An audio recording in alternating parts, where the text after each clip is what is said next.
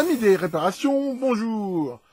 Je ne suis absolument pas un réparateur d'électroménager. Je reçois souvent des mails des gens qui me questionnent sur la réparation de télé, d'électroménager. C'est absolument pas mon travail et j'ai beaucoup moins d'expérience dans ce domaine que les professionnels du secteur. Ce que je fais, par contre, j'ai déjà dit, je le redis, que quand par malheur j'ai quelque chose en panne chez moi et que j'essaie de le réparer, j'essaye toujours de filmer la réparation, de façon à partager cette réparation, ce qui éventuellement peut servir à d'autres internautes s'ils rencontrent le même problème. Moi le premier, quand j'ai un appareil en panne, je regarde sur YouTube ou sur Google, et c'est toujours intéressant de profiter des expériences des autres s'ils ont déjà rencontré le problème. Alors justement, en parlant de problème, j'en ai un. Voyons ça ensemble. Voici le problème. Le problème, c'est quoi? C'est cet aspirateur à cendres que ma femme utilise pour nettoyer la cheminée et qui ne fonctionne plus. Donc la première chose à faire quand on a une panne comme ça a l'air tout bête, mais c'est déjà de vérifier sur une autre prise. Ça peut paraître complètement évident, mais je sais que c'est déjà arrivé qu'on commence à démonter un truc et tout, simplement parce que la prise sur laquelle il était branché ne marche pas. Donc là, je vais l'essayer sur une autre prise. Et bon, on voit que là, je sais que la prise est bonne. Ça ne vient pas de là. Alors, sur quelque chose d'aussi simple qu'un aspirateur comme ça, a priori, il n'y a pas de variateur, il n'y a pas de choses comme ça. On voit qu'il y a un fil électrique avec une prise qui arrive sur un interrupteur et derrière sur un moteur. Donc les causes de la panne, déjà grossièrement, ça peut être le fil. Il arrive là-dedans qu'il y ait des mauvais contacts, surtout quand certains ou certaines ont les sales manies de débrancher en tirant sur les fils. Donc c'est une des premières choses qu'on va vérifier. Ensuite, vérifier ici, bien sûr, l'interrupteur, ça peut venir de lui, et ensuite le moteur. Alors là, par contre, pour pouvoir vérifier ça, il faut falloir l'ouvrir. Alors c'est pareil, pour l'ouvrir, il faut toujours regarder, toujours avant de foncer. Et là, en regardant bien, on voit que on a ici 4 vis qui sont au fond des puits, là, pour démonter ça. Manifestement, c'est de la vis Torx. Alors, démontons. J'ai démonté les vis. Alors, quelques petits conseils que je vous ai déjà donnés, mais qui peuvent être intéressants. Si possible, si on peut, maintenant, c'est toujours intéressant éventuellement de filmer ou de photographier avant, ce qui permet éventuellement de voir comment les choses étaient faites. Si, quand on enlève les vis, les mettre dans une boîte ou quelque chose pour les retrouver. Dans certains cas, ça peut même être intéressant de les mettre dans l'ordre ou les enlever. Ici, faire très attention quand on enlève les vis, il arrive que ça ne soit pas toutes les mêmes. Et dans ce cas-là, bien repérer lesquelles vont où. Parce que des fois, on se retrouve avec des vis de longueur différente et c'est pas si évident. Quand les vis sont dans un puits comme ça, je rappelle que le fait de magnétiser le tournevis, ça peut des fois bien aider. Je vous rappelle, voilà, je vais déjà montrer ça. Des petits outils comme ça, magnétiseurs, démagnétiseurs de disques. Donc on regarde ici à l'intérieur et là on peut voir plusieurs choses ici qui sont c'est hyper simple, comme j'ai dit. On voit que le fil arrive ici sur cet interrupteur là qui coupe la phase et le neutre, et ici le moteur qui est de type dit moteur dit universel. C'est un moteur ici où on voit qu'il y a des charbons.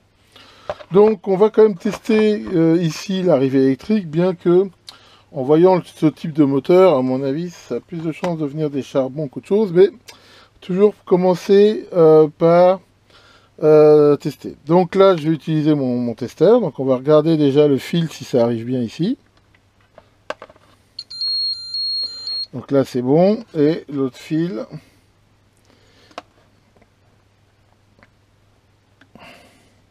Ah, l'autre fil, c'est intéressant. Ça n'a pas l'air de faire contact.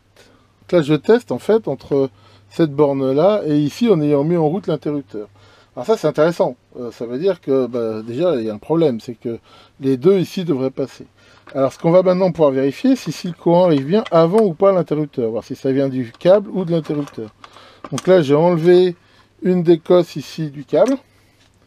Et on va pouvoir regarder si le jus arrive bien ou pas.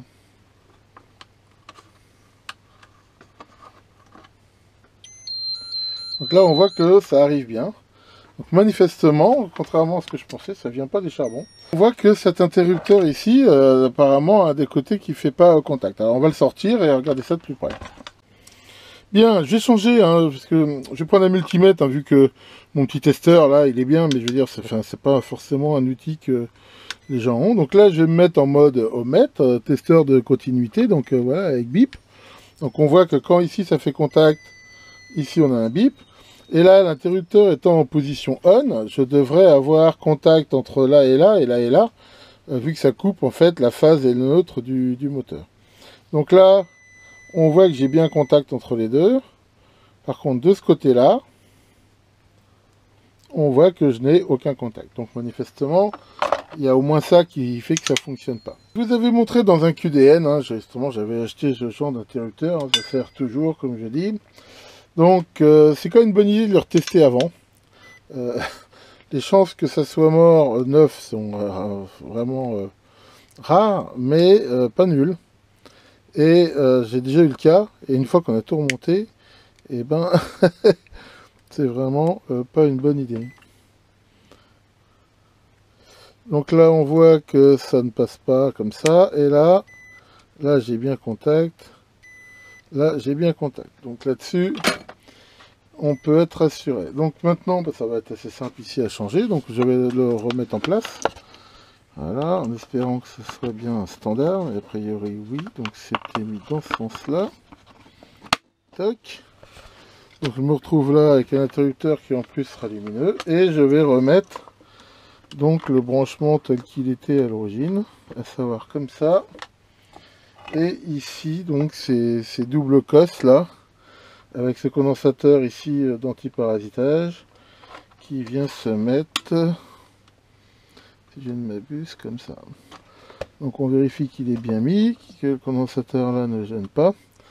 Et ben on va pouvoir refaire ici un petit essai, voir si ça a réglé ou pas le problème. Après il y a peut-être une autre panne, mais déjà on va voir celle-là. Donc ça, si je ne m'abuse, c'était mis comme ça. Alors attention pour le branchement. Pour l'instant, on vérifie qu'on est bien arrêté là. C'est parti. Impeccable. Bon, bah, il n'y a plus qu'à remonter le truc. Bien, et ben voilà le système remonté. Hein, donc voilà, hein, je lui ai mis un bel autocollant sirop qualité contrôle avec la date de réparation. Alors ici, on peut voir que l'interrupteur que j'ai mis est lumineux. Et on pourrait croire que je l'ai mal monté, vu que normalement il s'allume quand c'est en route. Mais ici, c'est un petit peu bizarre, vu qu'un aspirateur, quand il est en route, on l'entend. Donc ici, j'ai trouvé plus malin de le mettre comme ça, ce qui permet de voir que justement il y a du courant. Si on le met en route et que la lumière n'est pas allumée, de toute façon, ça veut dire que il n'est pas branché. Donc voilà, ça c'est, je veux dire, un petit changement. Et ici, voilà, on peut voir qu'il fonctionne parfaitement. Donc, ben voilà, c'est quand même mieux d'avoir réparé ce truc-là que de le foutre à la jaille. Bon ben voilà, encore une victoire de canard et un aspirateur de sauvé, hein, pour un petit interrupteur à même pas 1 euro. Ça aurait été dommage de le foutre en l'air. Maintenant, j'ai quand même pu voir que c'était un moteur universel à charbon et que de toute façon, sur ce genre de moteur, les pièces du jour, c'est justement ces charbons. Et là, il faut être très attentif, hein, ce genre de moteur, quand il commence à avoir des petits problèmes de raté ou à faire des bruits un peu bizarres, il faut tout de suite aller voir, et souvent c'est que justement il tourne plus sur les charbons mais sur les ressorts qui les poussent, et là si on prend pas tout de suite de mesures pour les changer, bah ça bousille les collecteurs des moteurs, et après c'est pour le coup le moteur peut être mort. Donc c'est pas tombé dans l'oreille d'un aveugle, il faudra que je surveille ça. Tiens Maurice, t'as une question. C'est quoi ta question? À quoi ça sert un klaxon? Eh ben je sais pas moi, à prévenir d'un danger imminent. Et c'est pour ça qu'on klaxonne dans les mariages. Vu sous cet angle. Ok, bon, et ben j'espère que cette petite réparation en live vous aura plu. Que le grand pompe à fond, dieu des aspirateurs, veille sur vos appareils. Et à très bientôt pour de nouvelles vidéos.